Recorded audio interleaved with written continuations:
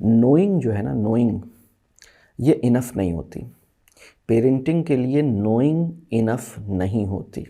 हम information as में रहते हैं और हमारे पास इन्फ्लक्स ऑफ इंफॉर्मेशन है। हम सब हर वक्त बहुत कुछ जान रहे होते हैं। बहुत सारे लोग हमारी दुनिया में इस इल्यूजन में चले जाते हैं चूँकि हर तरह की इन्फॉर्मेशन एक्सेसिबल है और वो किसी वक्त भी किसी भी मसले के बारे में इन्फॉर्मेशन ढूंढ लेंगे और इन्फॉर्मेशन सर्च कर लेंगे और इन्फॉर्मेशन उन्हें मिल जाएगी। तो इन्फॉर्मेशन जो है वो काफ़ी होगी और इन्फॉर्मेशन काफ़ी होगी।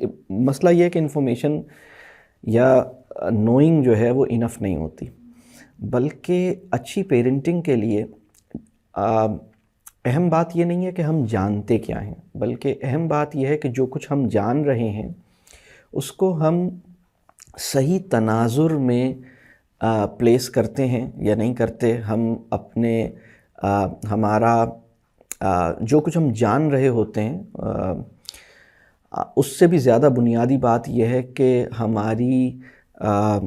हमारा जो पैराडाइम है, हम अपने पैराडाइम को शऊरी तौर पर बड़ा वाज़े हो कि हमारा पैराडाइम क्या है, हमारा पैराडाइम ऑफ तरबिया क्या है, हम तरबिया क्या नहीं है और क्या है और कैसे होगी, हम ये बात जानते हों। बाज़ औक़ात क्या होता है कि लोगों का कोई पैराडाइम बहुत वाज़े तौर पर, कोई बहुत क्लैरिटी ऑफ थिंकिंग या कोई बड़ा विज़न जो है, जो एक होलिस्टिक विज़न कहा जा सकता है, वो लोगों के पास नहीं होता।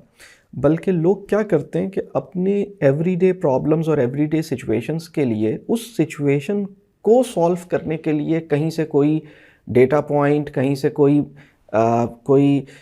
पीस ऑफ इंफॉर्मेशन उठाते हैं और वो अपनी सिचुएशन में उसको ट्राई आउट करते हैं। लेकिन वो जो उनकी पूरी, कह लीजिए, जो उनकी फ़िक्री और नज़रियाती या जो उनकी आइडियोलॉजिकल फाउंडेशन है, वो उसके साथ रिकंसाइल नहीं हो पाती। और बहुत से लोग ऐसे हैं जिनकी कोई आइडियोलॉजिकल उनके पास अपनी आइडियोलॉजिकल बेसिस के ऊपर कोई बहुत कॉम्प्रिहेंसिव होलिस्टिक व्यू बच्चों की तरबियत, बच्चों की तालीम या ज़िंदगी क्या है या ज़िंदगी की मानवियत, ये जिसे हम मीनिंगफुल लाइफ कहते हैं, इसका कोई बहुत होलिस्टिक विज़न नहीं होता।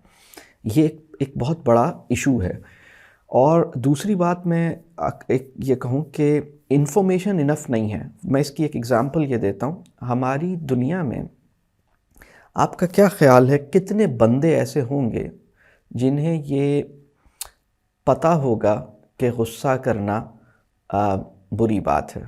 कितने बंदे ऐसे होंगे? Any idea? 7 बिलियन की पॉपुलेशन में कितने बंदे ऐसे होंगे जिन्हें ये पता होगा कि गुस्सा करना बहुत बुरी बात है, और गुस्सा, जिस पे आप गुस्सा कर रहे हैं उसके साथ भी आपका रिलेशनशिप ख़राब हो रहा है, और गुस्सा करने वाला, मैं गुस्सा कर रहा हूँ तो मेरी अपनी हेल्थ, मेरी अपनी साइकोलॉजिकल हेल्थ, मेरी अपनी फ़िज़िकल हेल्थ, मेरा स्टमक, ये सब चीज़ें बड़ी डिस्टर्ब होंगी गुस्सा करने से।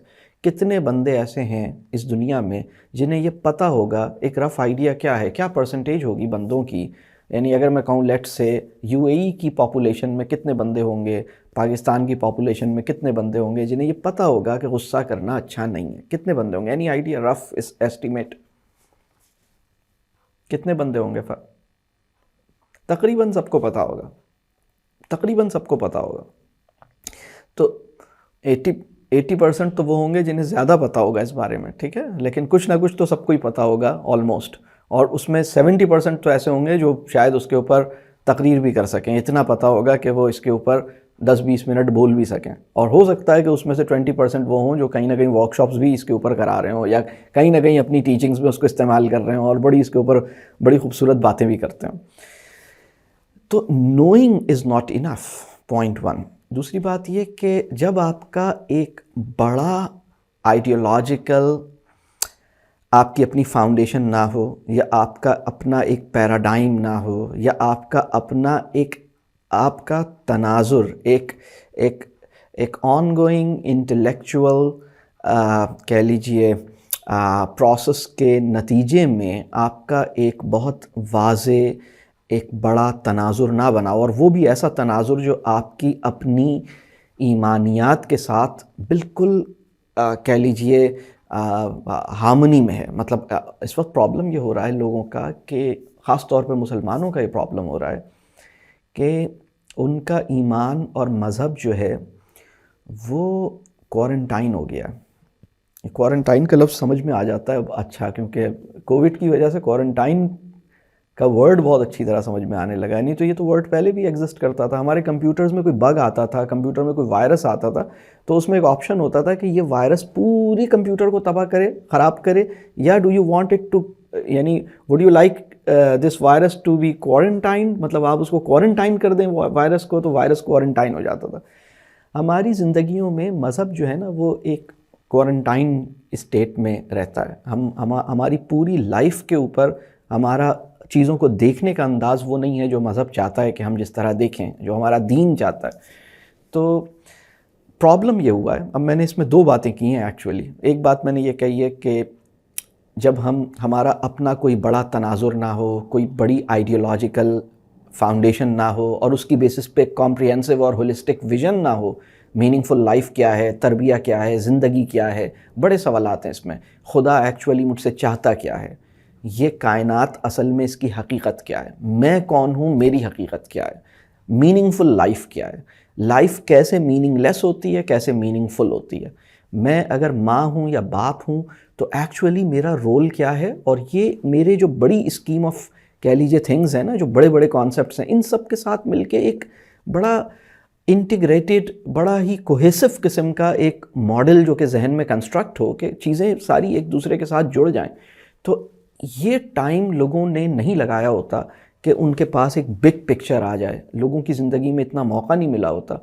हमारी फॉर्मल एजुकेशन ने हमें इस काबिल नहीं बनाया होता कि हम लाइफ की मीनिंगफुलनेस को डिफ़ाइन करें और लाइफ की मीनिंगफुलनेस को अचीव करने के लिए कुछ करें। और फिर दूसरी बात यह कि ये लाइफ की मीनिंगफुलनेस हमारे दीन के साथ जुड़ी हुई हो, दीन से पैदा होने वाली एनर्जी और दीन के ऊपर खड़ी हो। ये सारी चीज़ हमारे साथ नहीं हुई होती। फिर दूसरा मसला ये हुआ होता है कि हम बिट्स एंड पीसेस के अंदर ना अपने एवरीडे प्रॉब्लम्स के सॉल्यूशंस ढूंढते हैं। हमारे किसी प्रॉब्लम का सॉल्यूशन जो है वो हो सकता है किसी बुधा की किसी प्रैक्टिसेस से निकल के आ जाए, हमारी किसी प्रॉब्लम का सॉल्यूशन जो है वो योगा से निकल के आ जाए, वो अपनी जगह अच्छा है। हमारी किसी प्रॉब्लम का सलूशन स्टीफन कोवी साहब दे देंगे, हमारा किसी प्रॉब्लम का सलूशन इमोशनल इंटेलिजेंस से निकल के आ जाएगा, हमारे किसी प्रॉब्लम का सलूशन जो है वो सिक्स सिग्मा से आ जाएगा, किसी प्रॉब्लम का सलूशन NLP से निकल के आ जाएगा और किसी प्रॉब्लम का सलूशन सूरह फुरकान से निकल आ जाएगा। तो चूँकि हमारे 150 प्रॉब्लम्स में से 5-6 प्रॉब्लम्स के सलूशन यानी उनमें से 5-6 प्रॉब्लम्स के सलूशंस कुरान और हदीस से भी निकल के आए हैं, तो ये हमारे लिए बड़ा सेटिस्फाइंग होता है। हम कहते हैं कि हाँ look I refer to Quran as well. मतलब वो ये उस जगह पर उस आदमी के लिए होता है कि वो कहता है कि हाँ देखो, मैंने अपने कुछ प्रॉब्लम्स के सलूशन सूरह हुजरात से और सूरह फुरकान से भी लिए हैं, 2-4 प्रॉब्लम्स के सलूशंस मैंने रसूलुल्लाह सल्लल्लाहु अलैहि वसल्लम की सीरा से ले लिए हैं। तो मैंने एक ऐसा मिक्स्ड प्लेटर बना लिया है। वो हमारे सिंध में एक बड़ी ज़बरदस्त चीज़ बनती है रली। आप में से किसी ने रली देखी है? रली देखिए, कपड़े की एक बड़ी खूबसूरत रली होती है। How many of you have ever really is such a beautiful thing to have. बहुत ही मेहनत से बनती है, वो हाथ से बनती है और बहुत सारे वो उसको हम अंग्रेज़ी में पता नहीं कैसे डिस्क्राइब करेंगे, लेकिन वो कोलाज कह लें या पैच वर्क कह लें या पता नहीं क्या, लेकिन शायद डिस्क्राइब करने से उसकी ब्यूटी मैं समझा नहीं सकता। लेकिन अगर किसी ने देखी है तो उसके अंदर बड़े खूबसूरत पैटर्न्स होते हैं और उसमें बड़ी ज़बरदस्त उसमें मेहनत होती है। बहुत टाइम लगता है उसके बनने में, लेकिन जब रली बन जाती है तो बड़ी खूबसूरत लगती है। तो वो तो चले ठीक है कि एक कपड़ा है पहनने या वो बिछाने की चीज़ है, चादर वगैरह, या वो कोई ऐसी चीज़ है जो हम किसी चीज़ पे बिछाते हैं, बड़ी एक ब्यूटीफुल सा एक चीज़ है। रग भी नहीं है, लेकिन वो रग की जगह भी शायद यूज़ होती हो। तो हमारी जो सोच होती है ना, वो उसके लिए बहुत फेटल होता है कि उसमें हम पैच वर्क करें और उसकी एक बहुत क्लैरिटी उसके अंदर ना हो। ये बहुत ख़तरनाक होता है। हमारी आज का जो मॉडर्न बंदा है ना, आज का जो एजुकेटेड बंदा है, उसका प्रॉब्लम ये है कि वो प्रोडक्टिविटी को इतना ज़्यादा अहम समझता है कि वो कन्फ्यूजन को यानी प्रोडक्टिविटी और कन्फ्यूजन इन दोनों के साथ ज़िंदा रहता है। मतलब वो ये नहीं सोचता कि मुझे क्लैरिटी चाहिए, क्लैरिटी की ज़रूरत प्रोडक्टिविटी से ज़्यादा है और प्रोडक्टिविटी से पहले है।